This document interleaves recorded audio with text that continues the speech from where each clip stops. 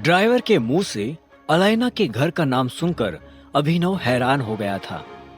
उसे अलायना के घर पहुंचने से पहले ही यह एहसास होना शुरू हो गया था कि वो सच में किसी पैराडाइज में दाखिल होने वाला है।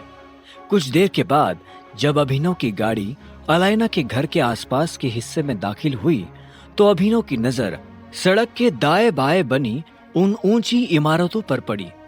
कुछ देर चलने के बाद अभिनव एक बड़ी सी बिल्डिंग को अपनी आंखों से देख रहा था। वो किसी का घर था। अनन्या सिंह का घर। उसके आगे झोपड़ी भी नहीं था।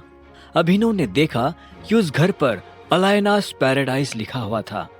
अभिनव समझ गया था कि अलायना कितनी अमीर थी। साथ ही उसके मन में रह रहकर यह भी ख्याल आ रहा था कि अगर अलायना इतनी अमीर है तो वो खुद कितना अमीर होगा। अभिनव से अब रहा नहीं जा रहा था और वो बेसब्री से इस सवाल का जवाब जान लेना चाहता था। क्या हम अंदर चल सकते हैं मिस्टर गेडवाल? तभी ड्राइवर ने अभिनव से बहुत प्यार से पूछा। अभिनव ने जितना सोचा नहीं था, ड्राइवर उसे उससे ज्यादा इज्जत दे रहा था। अभिनव ने हाँ में सिर हिलाया और ड्राइवर उसे अपने साथ अंदर की तरफ ले जाने लगा। अभिनव ने देखा कि वो एक बड़े और आलीशान से लिविंग रूम में दाखिल हो गया था। वहां का झूमर, कालीन, दीवार पर टंगी पेंटिंग्स और खंभों पर हुई कारीगिरी को देखकर ऐसा लग रहा था जैसे वो स्वर्ग में आ गया हो। तभी उसके सामने बने एक छोटे से कमरे का दरवाजा खुला और उसमें से 3 लड़कियां बाहर निकल आई। वो तीनों अभिनव के सामने आकर खड़ी हो गई और उससे झुककर सलाम किया। ड्राइवर ने अभिनव को आगे ले जाने का जिम्मा उन लड़कियों के कंधों पर सौंपा और खुद वहां से बाहर निकल गया। उन तीनों में से एक लड़की अभिनव के आगे और 2 उसके पीछे चल रही थी। वो लोग अपनी बाईं तरफ बने एक दरवाजे की तरफ जा रहे थे। कुछ देर के बाद आगे चल रही लड़की ने उस दरवाजे को थोड़ा सा खोला और अभिनव को उसके अंदर जाने का इशारा कर दिया। अभिनव ने एक गहरी सांस ली और फिर मुस्कुराते हुए उस दरवाजे के अंदर दाखिल हो गया। जैसे ही वो अंदर आया तो उसकी नजर अलायना से मिली। अलायना सोफा पर बैठी हुई थी और उसके हाथ में वाइन का ग्लास था। अलायना के चेहरे पर चमकदार मुस्कान थी और जैसे ही उसकी नजर अभिनव से मिली तो उसकी मुस्कान में और ज्यादा चमक आ गई थी। उसने अभिनव से पूछा, अभिनव, तुम मेरे साथ मजाक तो नहीं कर रहे? अलायना की आवाज में तंज छुपा हुआ था। इससे पहले कि अभिनव उसकी बात का कोई जवाब देता, अलायना अपनी जगह से उठी और उसने टेबल पर रखा दूसरा वाइन का ग्लास उठा लिया। वो धीरे धीरे अभिनव की तरफ बढ़ती जा रही थी। उसने अभिनव की तरफ दूसरा ग्लास बढ़ाते हुए पूछा, सारी दुनिया में तुम्हें शादी करने के लिए अनन्या सिंह ही मिली थी? ये सवाल सुनकर अभिनव हैरान हो गया। उसने एक पल के लिए अलायना की आंखों में देखा और बोला, तुम्हें ऐसा क्यों लगता है? तुम टाइगर हो और अनन्या सिंह का स्टेटस तुम्हारे स्टेटस से दूर दूर तक मैच नहीं करता है। कोई टाइगर किसी बकरी से शादी कैसे कर सकता है?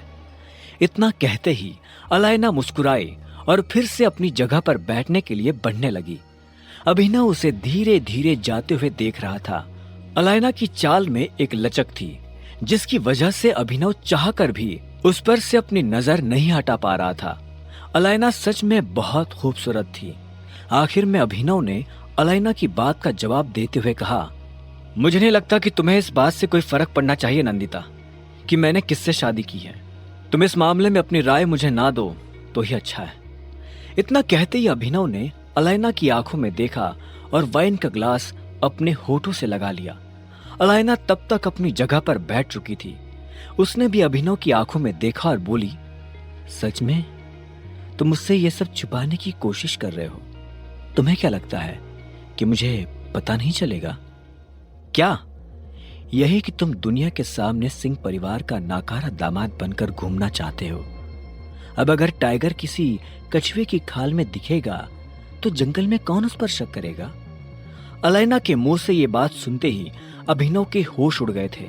उसने एक पल के लिए अलायना को देखा और बोला, तुम्हें यह सब कैसे पता? अभिनव की शक्ल देखकर अलायना समझ गई थी कि उसका तीर सही जगह जाकर लगा था उसने मुस्कुराते हुए कहा, मेरी उंगली के एक इशारे पर मुझे दुनिया की कोई भी जानकारी मिल जाती है अभिनव। पर क्या हुआ, तुमने ऐसा चेहरा क्यों बनाया हुआ है? तुम्हें शौक लगा? इतना कहते ही अलायना की मुस्कान हंसी में बदल गई। अभिनव भी उसे देख मुस्कुराया और बोला, इम्प्रेसिव। इसके बाद वो खुद अलायना की तरफ बढ़ने लगा। वो अलायना के पास जाकर बैठा और उसकी आंखों में देखते हुए बोला, मैंने सोचा नहीं था कि तुम इस वाइन से भी ज्यादा स्ट्रांग होगी। अलायना ने मुस्कुराते हुए हाँ में सिर हिलाया और बोली, जब मैं छोटी थी तब मेरी माँ ने मुझे इस माफिया ग्रुप के बारे में बताया था। उन्होंने मुझे बताया था कि तुम्हारे पिता को किसी ने मार दिया है और तुम भी गायब हो गए हो। उन्हें मेरे लिए काफी डर लग रहा था। उन्हें लग रहा था कि कहीं कोई मेरे साथ भी ऐसा कुछ। अलायना इससे आगे कुछ कह नहीं पाई। उसकी बात सुनकर अभिनव को ऐसा लगा जैसे किसी ने उसके दिल में छुरा घोंप दिया हो। वो अलायना की आंखों में देख रहा था।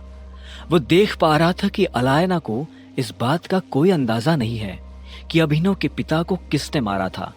इतने में अलायना ने पूछा, एक बात मुझे सच सच बताओ अभिनव, तुम अनन्या सिंह के साथ क्यों हो?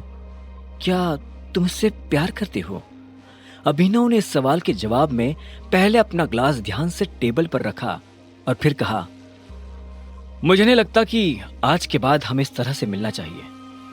यह हम दोनों को जोखिम में डाल सकता है। रहा सवाल अनन्या के साथ रहने का, तो इसका जवाब तुम खुद दे चुकी हो। मुझे अनन्या से प्यार है या नहीं, इस बात का मैं यही जवाब देना चाहूंगा कि मेरी जिंदगी से प्यार शब्द कब का गायब हो चुका है। अब मेरा ध्यान सिर्फ अपने मकसद पर है। मेरे पिता को जिसने मारा है, मैं उससे बदला लेना चाहता हूं। अपने पिता के खड़े किए इस एम्पायर को मैं और बड़ा और मजबूत बनाना चाहता हूं।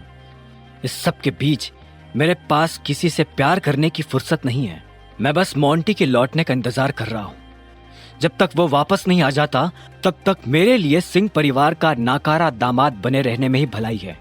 लोगों की नजर में कछुआ दिखने में ही इस टाइगर की भलाई है। मैं इस वक्त किसी को नहीं बता सकता कि मैं कौन हूं। अभिनव की बात सुनकर अलायना की नजरें अभिनव की नजरों में गड़ी की गड़ी रह गई। कुछ देर तक दोनों ने एक दूसरे से कुछ नहीं कहा। आखिर में अलायना ने एक गहरी सांस ली और बोली, प्यार किसी की जिंदगी से गायब नहीं हो सकता अभिनव। आप प्यार से भाग सकते हो, लेकिन वो आपको हमेशा पकड़ ही लेता है। मैं फिर से वही सवाल पूछूंगी, क्या तुम अनन्या सिंह से प्यार करते हो? अभिनव ने भी इस सवाल के जवाब में एक गहरी सांस ली। उसने कुछ देर तक कुछ नहीं कहा। भले ही वो जानता था कि सवाल का वो क्या जवाब देना चाहता था, फिर भी वो जवाब देने में झिझक रहा था। चाहे जो भी हालात हो, लेकिन उसने अनन्या से शादी की थी और अनन्या का ध्यान रखना उसकी जिम्मेदारी थी। फिर भी अभिनव ने कहा, नहीं, मैं उससे प्यार नहीं करता। और हाँ, अगली बार अगर तुम्हें मुझसे मिलना हो तो मुझे किसी होटल में या क्लब में बुलाना। मैं यहां नहीं आ पाऊंगा। यह सुनते ही अलायना अभिनव की आंखों में देखने लगी। अभिनव को अलायना की आंखों में हल्की सी उदासी नजर आ रही थी। उसने इसे दूर करने के लिए कहा, मैंने सुना है कि हमारे ग्रुप में कोई जासूस घुस आया है। ये बात सुनते ही अलायना झटके से अपने विचारों से बाहर निकली और हाँ में सिर हिलाते हुए बोली, हाँ, लेकिन वो मेरे रास्ते में नहीं है। मेरे पास जासूसों और गद्दारों के लिए कोई जगह नहीं है। उनकी खबर मिलते ही मैं उन्हें मार गिराती हूँ। अभिनव उसकी बात सुनते हुए मुस्कुराया और बोला, सुनकर बहुत अच्छा लगा। मैंने सुना है कि मोंटी इस महीने आने वाला है। क्या तुम उसके आने तक का इंतजार करोगे? अभिनव ने अलायना के सवाल के जवाब में हाँ में सिर हिलाते हुए कहा, हाँ, मैं इंतजार करूंगा और इसलिए मुझे सिंह परिवार का दामाद बने रहने की बहुत जरूरत है। इतना कहते ही अभिनव ने फिर से ग्लास उठाया और अलायना ने उसके ग्लास में वाइन भर दी। अभिनव ने आगे कहा, यह मैं अपने लिए नहीं कर रहा हूं, यह मैं अपने लोगों के लिए कर रहा हूं। यह मेरी जिम्मेदारी है कि मुझे उन्हें प्रोटेक्ट करना है। अगर मोंटी आज भी आ जाता है तो भी मुझे कोई फर्क नहीं पड़ता। मैं तब तक अपनी पहचान लोगों के सामने नहीं लाऊंगा जब तक कि वो जासूस हमारे सामने नहीं आ जाता।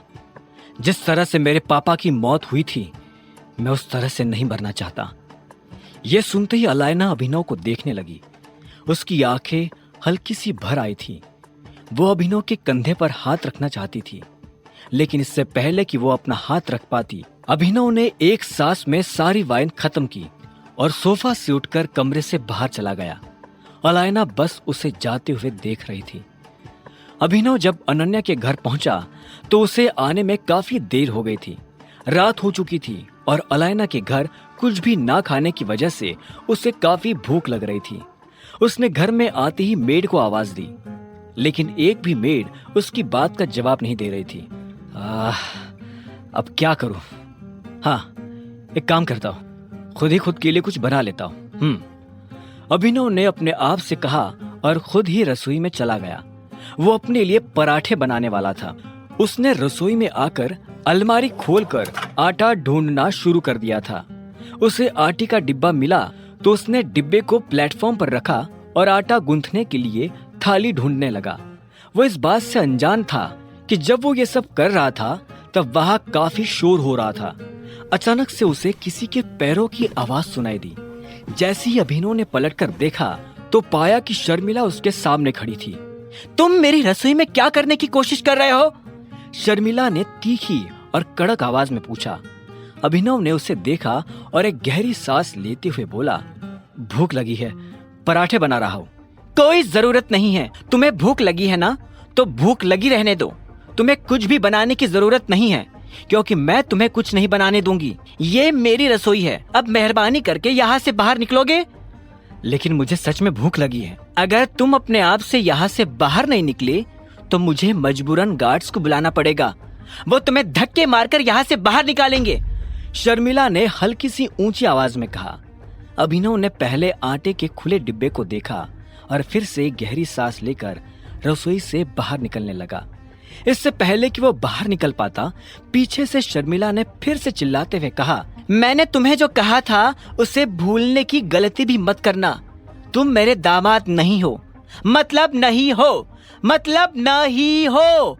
मेरा दामाद सिर्फ चिराग है, चिराग, और वो बहुत जल्दी तुम्हें यहाँ से भगाकर तुम्हारी जगह पर आकर बैठ जाएगा।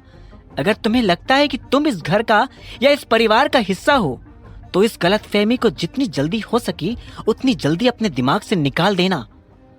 अभिनव को शर्मिला के मुंह से ऐसी कड़वी बातें सुनने की आदत हो गई थी, इसलिए उसने कुछ नहीं कहा। वो बस अनन्या के कमरे के दरवाजे के बाहर आकर खड़ा हो गया था। अंदर से अनन्या के जोर जोर से हंसने की आवाजें आ रही थी। उन आवाजों को सुनकर अभिनव हैरान हो गया था। अब आगे क्या होने वाला था? क्या अभिनव पूरी रात भूखा सोएगा? क्या अनन्या उसे अपने कमरे में सोने देगी? जानने के लिए सुनते रहिए द रिटर्न ऑफ टाइगर, सिर्फ पॉकेट एफएम पर।